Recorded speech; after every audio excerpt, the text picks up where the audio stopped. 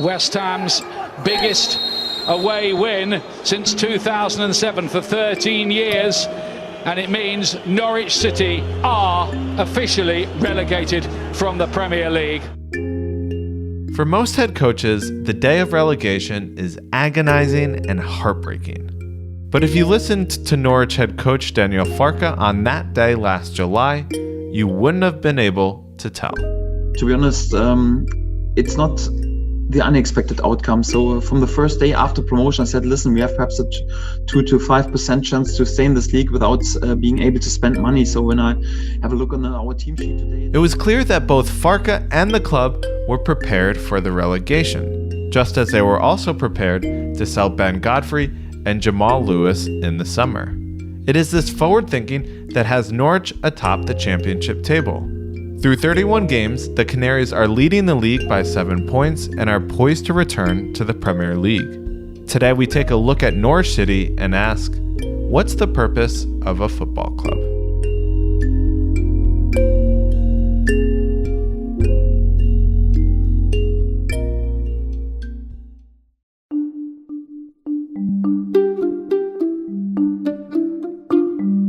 I was drawn to write about Norwich because one of my contacts told me something quite interesting about this club in the east of England, at the top of the championship, the second tier of English football, about how it was trying to get back to the top without spending as much money as it had in the past and live within its means. Murad Ahmed is the sports editor of the Financial Times. They told me that the youth teams were all playing with 2 strikers. And the purpose of that was to develop more valuable players. Strikers are the most valuable players in the team. But if you play from your youth team from age 7 or 8 all the way up to 21, and you're developing double the amount of strikers that some teams are doing, you might have a bigger payday at the end. And it was just this quirky fact that got me interested as to what else was going on at the club.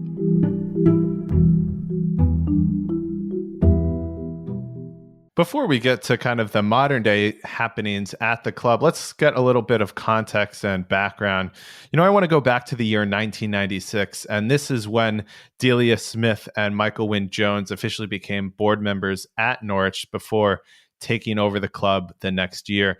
What was the state of Norwich at that time, and how did they become majority owners? Delia Smith, who's in the UK, is really well known. She was one of the original television chefs. What you need when you're cooking pasta is 8 minutes, or spaghetti anyway, 8 minutes, because... And her husband, Michael Wynne-Jones, who was a publisher, they were fans for years and years, and the club were in a terrible state. This is about 25 years ago, close to bankruptcy, and they asked Delia whether or not she would be willing to give them £500,000 in return for a board seat. And Delia turned to Michael, who she admits is a bigger football fan, or at least knows more about the game, as she puts it, and said, well, we'll give you £1 million if Michael also gets a board seat. And that was their entry into the club. And over time, just because of the kind of the weird quirks of how shares are sold and traded, they ended up becoming the majority owners of this club. And they've held it ever since. And you went to Norwich and you met them in person. What are they like as people? Reporters have to try and stay, unbiased and above the fray, but you can't help but like them. They're really genuine, authentic, friendly people who, kind of go out their way to put you at ease, but they do not speak in corporate speak. There's no marketing language in what they're doing, and there's a lot of just kind of blunt honesty, and you got to appreciate that. So you have this couple, one's a celebrity chef and one's a publishing executive who, are not really that wealthy by owner standards. And just to kind of give the audience an idea of what I mean by that, according to reporting by the Daily Mirror in 2015, they were worth an estimated £23 million. So not a great deal of money.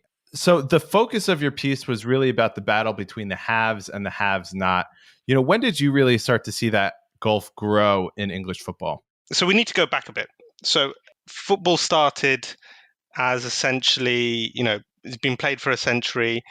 The clubs are called clubs, not companies, because they were institutions of a local area. The locals filled the team. It was supported by locals. And the big radical shift from that happened over many decades. But in English football, the big bang moment was the formation of the Premier League in 1992 with great funding by Sky, the Rupert Murdoch founded broadcasting company. And that was a breakaway league, which actually Norwich City was one of the founder members of. Now, Delia says that was the moment where she calls them greedy chairmen hived themselves off and kind of split from the rest of the game. And there's no doubt that that ended up with a lot of money pouring into the top levels of English football, and that attracted a great number of wealthy people, from Arab sheikhs to Russian oligarchs to American moguls, all diving into the game because they could see money flowing into it. The other thing that Michael Wynne-Jones says is that the clubs actually needed these rich owners because player salaries started to spiral ever upwards, and the vast majority of money in a club is spent on players. And the big reason for this was the 1995 Bosman ruling, as it's called. It's a European Court of Justice ruling that essentially made it easier for players to move between clubs and countries. And it created this kind of big transfer market that we see now. The richest clubs were able to afford the best talent, and you started to get the emergence of super teams that were much more broken from the local support and the local institution that clubs traditionally were. So these two factors, just as Delia and Michael were entering the sport, was the moment when the top clubs really pulled away from the rest, and that created instability at clubs like Norwich, because clubs have always seen themselves as needing to win on the pitch, but they needed the best players. And so Norwich was always overspending, always spending more than it earns in an effort to try and keep up, and it never did. And so this kind of shaped the way fans looked at the game as well. Do you think this shifted fans to thinking that the only way that their team could succeed was to kind of buy their success, where maybe that wasn't as prevalent a thought before? Fans definitely think that, and they're right to think that. There's plenty of academic research out there to show that the best indicator of your league position is the amount you spend on player wages. Football is a relatively efficient market. You buy the best players win the most matches, you win the most matches, you win the most titles. And so fans understand that. They're not stupid. And they increasingly want their teams to spend on the best players to win on the pitch. You see this refrain across football. Newcastle United, the fans are really angry because they think that their very, very wealthy owner isn't, quote unquote, investing in the club.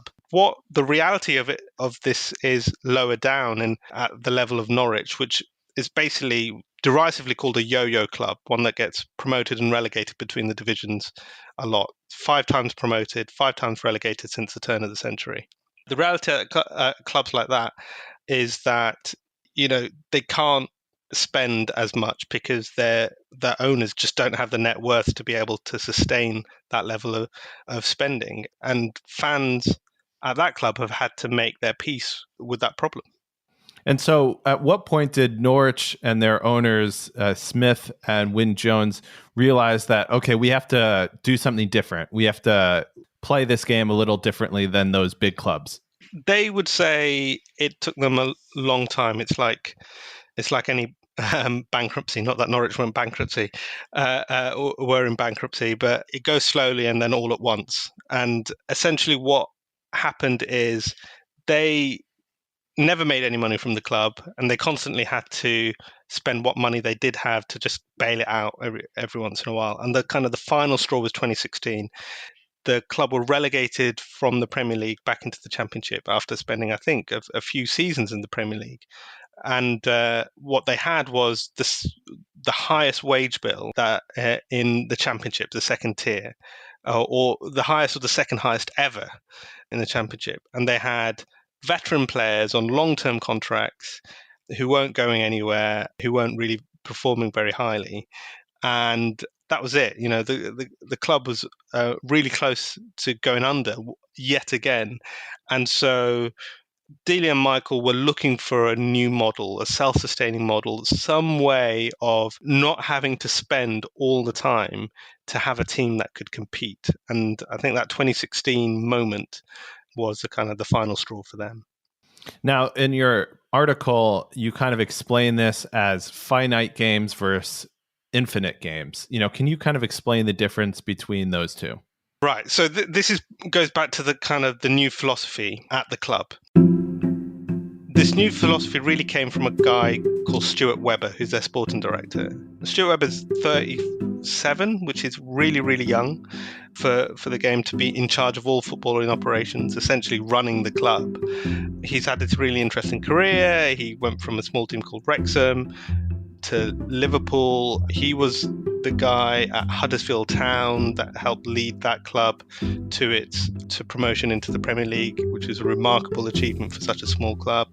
And then he went to Norwich City in 2017 to run that club. Now, when I went up to speak to him, I said, it's all good and well that you're spending more money on infrastructure. He was showing me around the grounds. He was showing me the new practice facilities, perfect pitches, these kind of modern installations that they had, which is what they were really spending money on, but not on players. But surely you know that spending more on players is the only way to guarantee your position at the top of the Premier League, or in the Premier League, more to the point. And he started referring to a book by an organizational guru called Simon Sinek. And Simon Sinek has used research on mathematical game theory, and stick with me now, on the difference between finite and infinite games. Now, a finite game is, it's got set rules and set goals. So a football match is a finite game. Over 90 minutes, whoever scores the most goals wins the match. But an infinite game is when the rules are constantly changing, and even the people who are playing it are constantly changing, and the goals are less obvious. And Sinek gives the example of the Vietnam War. The Americans were trying to win the war, the North Vietnamese were trying to survive, and they were able to accept huge and heavy losses to their population because they knew that it was a battle for survival for them. So the Americans didn't lose the game, if you could call a war a game, but they didn't lose. They just dropped out because they didn't have the same incentives. And Weber was using this analogy to say that football for him is a finite game, an infinite game, sorry. So football is an infinite game. You could see it as whoever wins the most matches. But football clubs have a different purpose, which is to be there forever, to represent their local communities. And once you start seeing football in that way, you start spending in a very different way, and you start spending on infrastructure. And his point was, if he spends £2 million on building a gym, he's going to train a lot more footballers who are going to come through this organization, and it's going to be there for the longer term. And once you start thinking in this way, you start thinking much more long-term ways about how you build a club. So essentially, just to kind of sum up that idea, is that they've gone from investing more in the short term, in the finite games, so to speak, to investing more in infinite games in the long term, and kind of flipped their spending on its head kind of a bit. Yeah.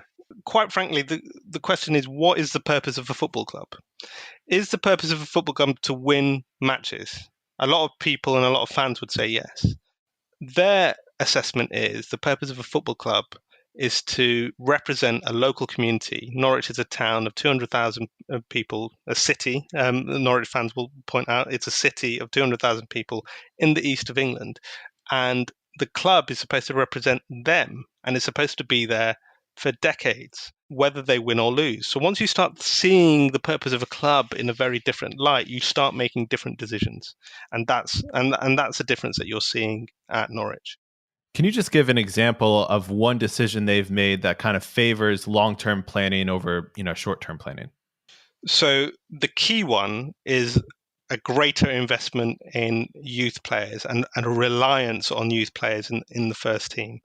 So what does that look like? A lot of teams will not promote quite a lot of like teenagers and players in their early 20s into the first team because they're not ready. They don't have the experience, particularly at Premier League level. You need some veterans, some people who have been there. But Norwich will consistently promote their younger players into the first team, regardless of whether they win or lose. And there's two reasons for that. One is financial. They can't afford to buy the bigger players, so they might as well take a bet, a punt on the young players that you've got coming through. But the other is this sense that, if you're trying to build for the future, you've got to give these people a chance. You've got to give the younger players a route into the club, and that will also benefit the club in the long term. I spoke to both Delia and Michael again this week, and I was asking them about one of their players, Max Aarons. He's a 21-year-old fullback who Barcelona was trying to buy in the summer of last season, and they declined to sell him, even though, I'm sure it was his ambition to go. And they said, look, we know he's going to go at some point. We fully know that he's going to become one of the world's best footballers, and it's not going to be at Norwich. But that's fine. That's an acceptable thing. We just want him to build up all the game time, all the minutes, all the development that he needs to succeed later on somewhere else. It's a very different way of thinking about how, footballers. They are clearly thinking of them as more than just assets. How much precedent is there for something like this in England? I can think of many teams in Europe that kind of have a similar model, but how much history is there of this in England? I think that in England, there's a lot of, interesting club models out there. So, you can see what Manchester United had done on the youth team and a history on their youth teams and their academy players and a history of promoting them into the first team, while also, quite frankly, spending a huge amount of money on the first team as well. But and you can see in other clubs such as Brentford using lots of smart data and analytics to do transfer strategy and finding young players who can succeed. So all clubs are trying to work out a way to win and do interesting models. The closest analogies, like you say, that I can find are closer to Europe. Borussia Dortmund has a very similar model of scouting and searching and developing young players, planting them in the first team early and then selling them early as well for huge sums. And that's the way that they actually got out of their own financial crisis. I just thought it was interesting that Norwich were willing to talk to me about their model and their way of doing things, because it seemed very much to hark back to an earlier age where football was more representative of the people around them and for the supporters, win, lose or draw, which is a kind of a feeling that fans haven't lost. Fans still refer to the clubs as we. You can ruin somebody's weekend depending on whether or not you've won a game. People's self-esteem is attached to these things. But as football becomes more and more of a business, that feeling that emotional connection is lost, and it doesn't seem like that's actually the case at a club like Norwich. Well, that's what I was about to ask you. So, how are the fans reacting to this kind of change in mindset and philosophy? From the fans I've spoken to, the vast majority are really happy with everything that's going on. They laud the owners, but there are, a minority who have seen other clubs like Manchester City and Leicester City have really rich owners pump a lot of money into those clubs, have interesting systems and interesting ways of spending money, but pump a lot of money into those clubs and then reach the top. And they would like some of that as well. And that feeling also creates instability, right? Because everybody's trying to copy or trying to reach the top by spending a lot of money. So it seems like the vast majority are on board and are happy with the ownership. They're particularly happy with the last few years, because one of the things that has been instituted in this youth system is that every level of the youth system are instructed to play in a kind of progressive passing style.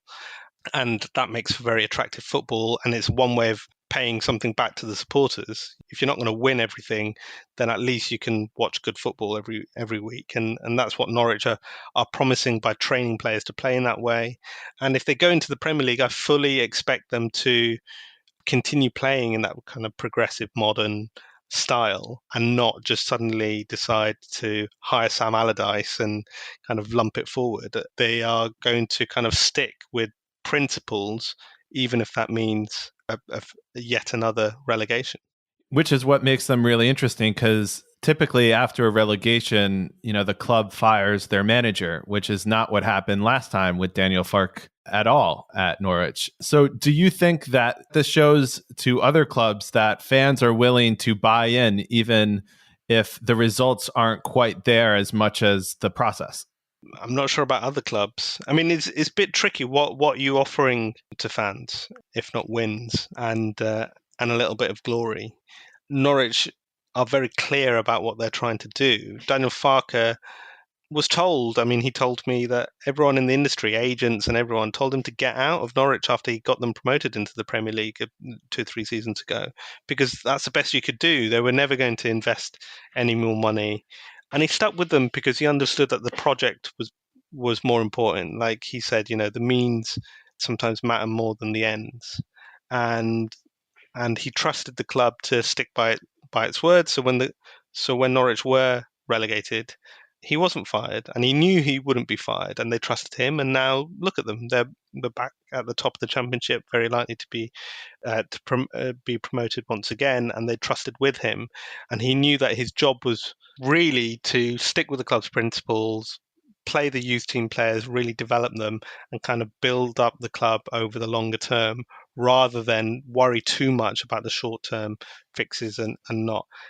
Because the owners and the executives and the coaches have really translated that message to the Norwich fans, I think they're on board. That communication, that link back to the fans is really important, and I'm not sure that's always been there at other clubs, and therefore, you can understand why there's more disgruntlement at other places. Do you think other clubs have to reevaluate how they see success? And I say that because since 1995, the only non-Big Six teams to win the FA Cup have been Portsmouth and Wigan, and even that was a little while ago, more than 7 years ago. The only non-Big Six teams to win the Premier League since 1995 was Leicester. We all know about that and how kind of crazy that was. Do we have to, reevaluate what success looks like, as the vast majority of teams will never get to, lift a trophy?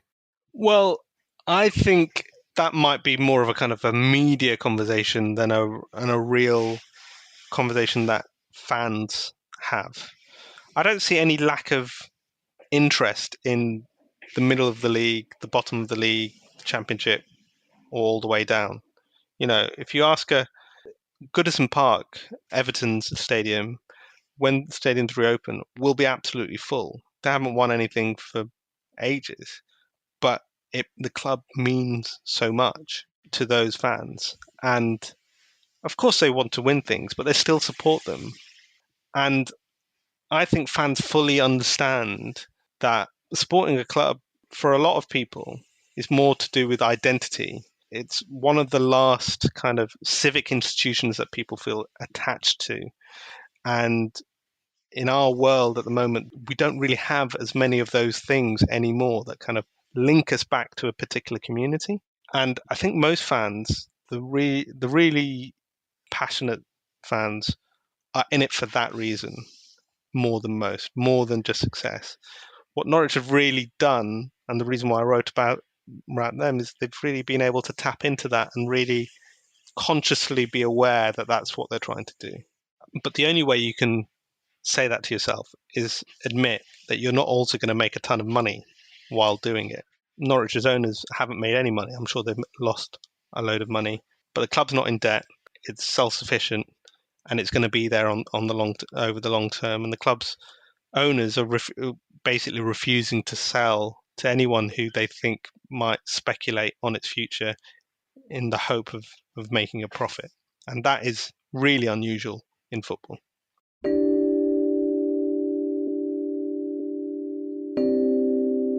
Now, you said that they've been really successful kind of tapping into that change of philosophy, but you spoke with several executives kind of around the game who, while they admired Norwich's model, they remained kind of skeptical of the project. Why do you think they sound so skeptical when you talk about kind of how successful they've been in getting their fans to buy into this philosophy and this identity? It goes back to the idea of what's the purpose of a football club. I would say most executives, most coaches at clubs think winning matches is the purpose of a football club. And if you think that winning matches is the purpose of a football club, Norwich's system doesn't make any sense. Of course it doesn't. They are sure they might get promoted again, but they're very likely to get relegated again as well. I mean, they're trying their best to kind of reinvest and build up, but football has financial laws of gravity.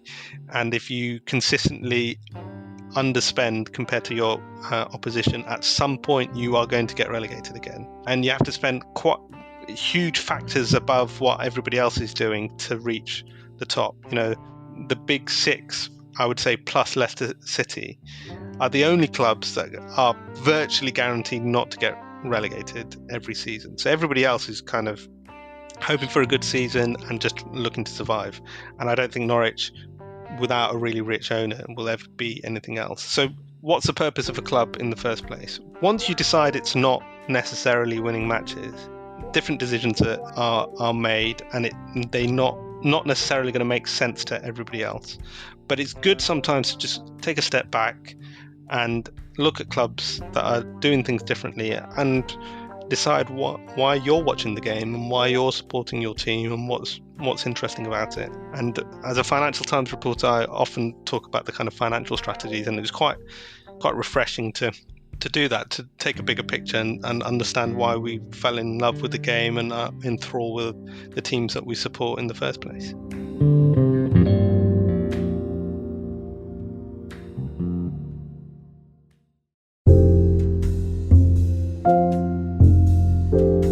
Murad Ahmed is the sports editor of the Financial Times.